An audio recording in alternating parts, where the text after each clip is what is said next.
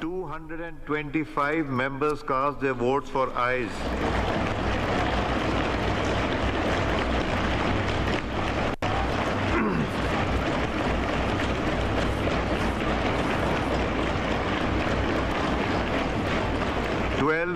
For noes.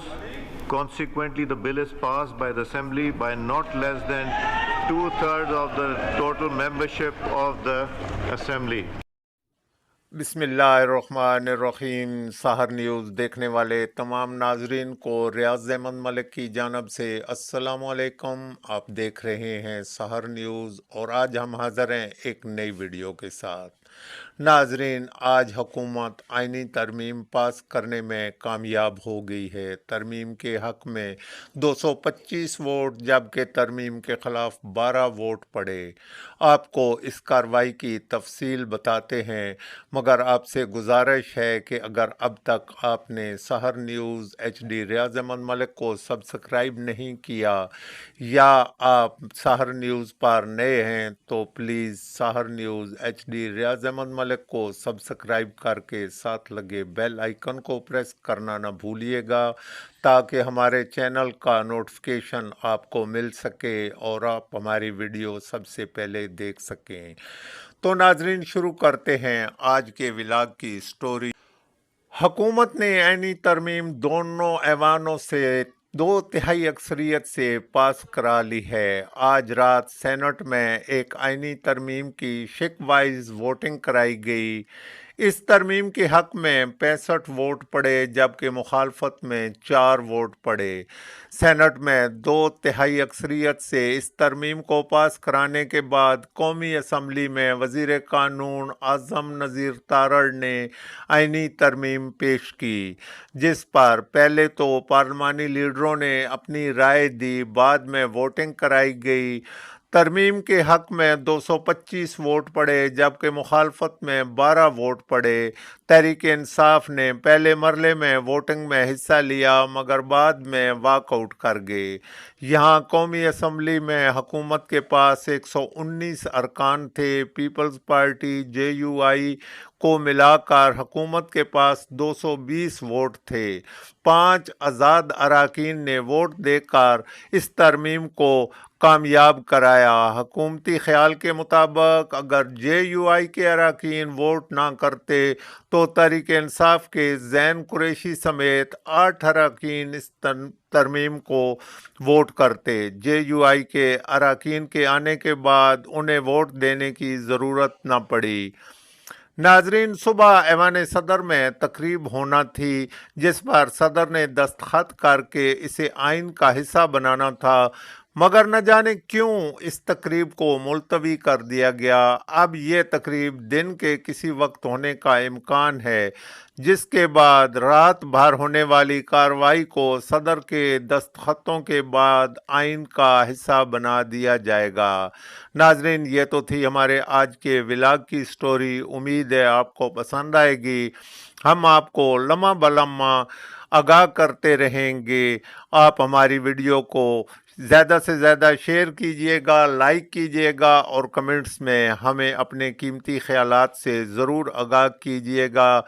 ترمیم کے ذریعے انشاءاللہ جو خطرات جو منڈلا رہے تھے وہ ختم ہو گئے اور جو بادل جو برسنا چاہتے تھے وہ ختم ہو گئے۔ آج پاکستانی آئینی تاریخ اور آزاد عدلیہ کے لیے ایک سیاہ دن ہے۔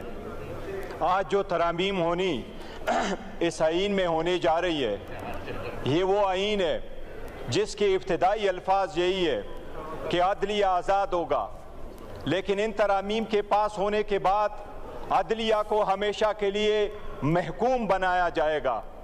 یہ کنسٹیٹیوشنل کورٹ نہیں بنانا چاہ رہے جناب اسپیکر، یہ ملک قیوم اس پارلیمان کے لیے، اس آئین کے لیے، اس جمہوریت کے لیے جو کالا سام، جو دانت رکھنے والا زہر والا کالا سام جو اس پورا پارلیمان کے ارد گرد گھوم رہا ہے، اس پارلیمان پہ حملہ کرتے آ رہا ہے، اس پارلیمان کے افیئرز میں مداخلت کرتے آ رہا ہے، جس نے ایک نہیں، میں گن نہیں سکتا ہوں کہ کتنے وزیر اعظم کو فارغ کروایا، وہ کالا سانپ ہمارا افتخار چودھری والا عدالت ہے۔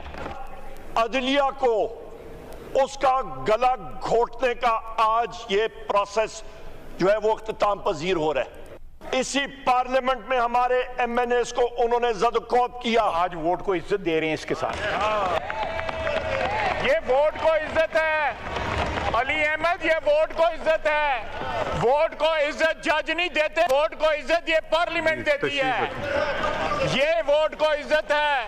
ووٹ دو ہمیں، ووٹ دو کیونکہ ہم ووٹ کو عزت دے رہے ہیں، ہم الیکٹڈ لوگوں کو عزت دے رہے ہیں۔ ان 17 بندوں سے پاور لے کے یہ 350 بندوں کو ہم پاور دے رہے ہیں۔ عدلیہ کے ہاتھوں اٹھائے ہیں تو عدلیہ کے کردار پہ ایک شعر ہے جو کس نے لکھا ہے، اور میں اس شاعر کا شعر پڑھ رہا ہوں کہ ناز و انداز سے کہتے ہیں کہ جینا ہوگا، ناز و انداز سے کہتے ہیں کہ جینا ہوگا، زہر بھی دیتے ہیں تو کہتے ہیں کہ پینا ہوگا، جب میں پیتا ہوں تو کہتے ہیں کہ مرتا بھی نہیں، اور جب میں مرتا ہوں تو کہتے ہیں کہ جینا ہوگا۔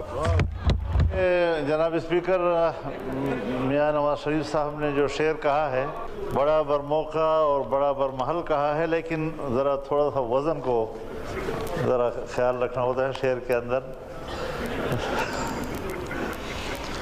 زہر بھی دیتے ہیں کہتے ہیں کہ پینا ہوگا، اس میں تو نہیں لگانا ورنہ شعر کا بیڑا غرق ہو جاتا ہے۔